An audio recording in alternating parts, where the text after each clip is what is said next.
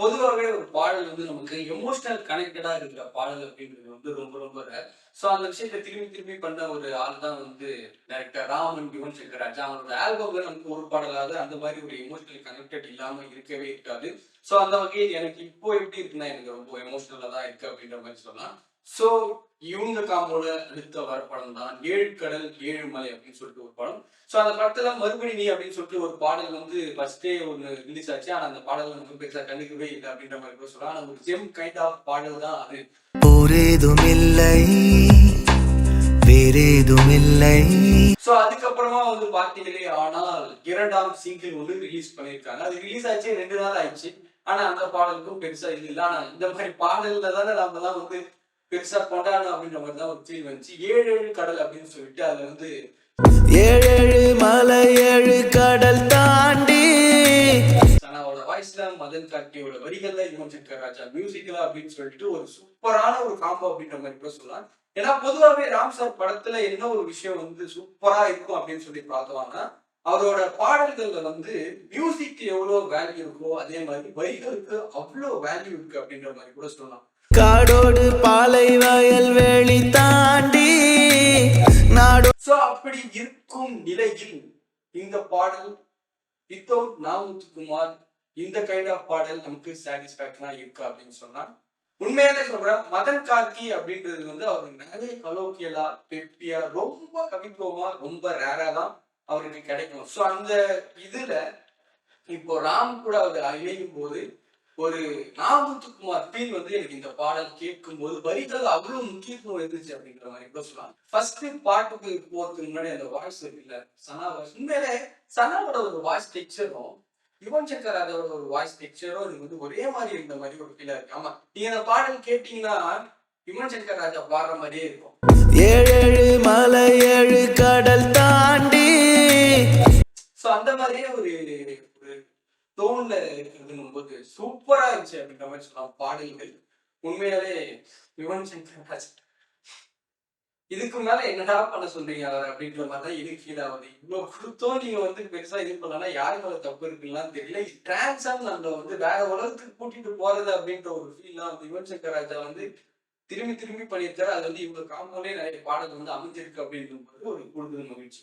So பாடல்களை வந்து முதல்ல வரிகளுக்கு போலாம். உண்மையாவே சொல்றேன் 50% மியூசிக்னா 50% வரிகளுக்கு. மதன் கார்கி இப்படி எல்லாம் எழுதுவாரா அப்படின்னு சொல்லிட்டு எனக்கு ஒரு சின்ன ஆச்சரியம் தான். சோ அந்த இதுல வந்து ஓப்பன் பல்லவி அதே மாதிரி பாடல் வந்து ரொம்ப சிம்பிளா 3 நிமிஷம் 12 செகண்ட் அப்படின்னு சொல்லிட்டு அந்த வீட்டுல இருக்கிற பாடல் நம்மளால திரும்பி திரும்பி கேட்கணுன்ற ஒரு ஃபீலும் வருது. சோ லிரிக் வந்து ஒரு பல்லவி ஒரு சரணம் அப்படின்ற மாதிரி தான் இருக்கு. சோ பல்லவியில வந்து ரொம்ப இம்ப்ரெஸ் ஆனது வந்து ஏழு ஏழு மலை ஏழு கடல் தாண்டி எங்கெங்கோ அலைகிறேன் உயிர் தேடி. எங்கெங்கோ அலைகிறேன் உயிர் தேடி. அதுக்கு அடுத்த லிரிக் தான் ஒரு மாதிரி எப்பவுமே வந்து ராம் வந்து நேச்சரையும் லவ்வையும் ரொம்ப ஒரு மாதிரி பிளண்ட் பண்ணி ஒரு விஷயம் வந்து பிரசன்ட் பண்ணுவார் நமக்கு. அது வந்து நம்ம பேரன்பு தரமைகளுக்குமே பார்ப்போம்.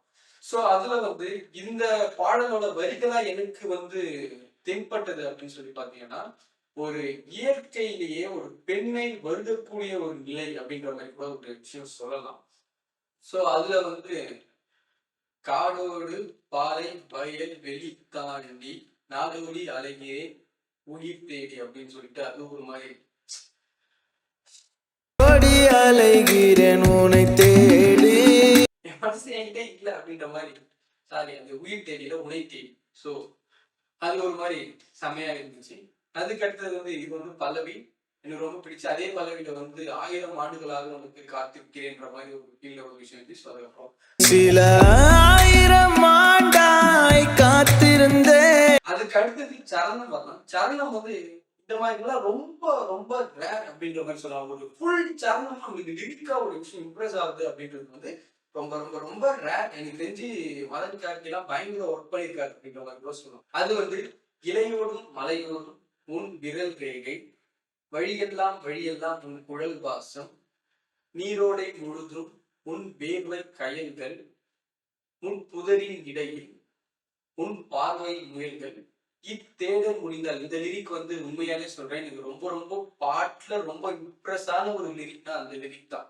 இத்தேடு முடிந்தால் நீ அங்கே இருந்தால் என் நெஞ்சம் உடைத்தாலும் உடையும் அப்படின்னு சொல்லிட்டு என்ன அப்படி சொல்றதுன்னே தெரியல. இந்த பாடல்லாம் நமக்கு இன்னும் ரீச் ஆகல அப்படின்னு ரொம்ப ரொம்ப ஐ ஃபீல் சேட் அப்படிங்கிற மாதிரி சொல்ல. எனக்கு உண்மையிலே பாடல் கேட்டு ரொம்ப நிறைய வாட்டி எத்தனை வாட்டி கேட்டு எனக்கும் தெரியல. அந்த எமோஷன் எனக்கு வந்து விட்டு போகல அப்படின்ற மாதிரி கூட சொல்லலாம். அதுக்கு அடுத்தது வந்து பாத்தீங்கன்னா உண்மையிலே ஒரு சூப்பரான ஒரு லிரிக் அப்படின்ற மாதிரி சொல்லலாம். கவிதைகள் அனைத்தும் தொலைந்த ஊர் மொழியாய் முனை முனை இழந்தே வாடுகிறேன் தனி கண்ட வழியை தொலைந்த ஊர் கனவாய் திசையெங்கும் தெரிக்கட்டு ஓடுகிறேன் அப்படின்னு சொல்லிட்டு ஒரு மாதிரி சூப்பரா இந்த ஒரு பாடல், ஒரு டிரான்ஸ் கைண்ட் ஆஃப் பாடல். உண்மையாலே இந்த பாடல்லாம் வந்து ரொம்ப ஹிட் ஆகும். எனக்கு தெரிஞ்சு இந்த தியேட்டர்ல எப்படி இருக்கும் அப்படின்ற மாதிரிலாம் எனக்கு தெரியல. எனக்கு அதுல சில கிளிம்ஸ்லேயே எனக்கு ரொம்ப இம்ப்ரெஸ் ஆச்சு. அந்த பெண்ணை எங்கேயோ தேடுறாரு, அவருக்கு அந்த சில கிளிம்ஸ் எல்லாம் வந்ததுல வந்து அவருக்கு 1000 வயசு. அந்த படத்துக்கு கீழேயே வந்து இமார்டல் ஆஃப் லவ், அதாவது அழியா காதல் அப்படின்னு சொல்லிட்டு அவங்களே கொடுத்துருக்காங்க. ஸோ எப்படி இருக்கும் படம்? ராம் சார் படம் பார்த்து எத்தனை வருஷம் ஆகுது? ஸோ அதெல்லாம் 2018ல வந்துச்சு நினைக்கிறேன் பேர் கூட, அதுக்கப்புறம் பெருசா வரல. ஸோ அந்த படத்துக்காக நான் ரொம்ப வெயிட் பண்றேன். கன்ஃபார்ம் கேட்டு பாருங்க. சனா வாய்ஸ் இஸ் ஹெவன்.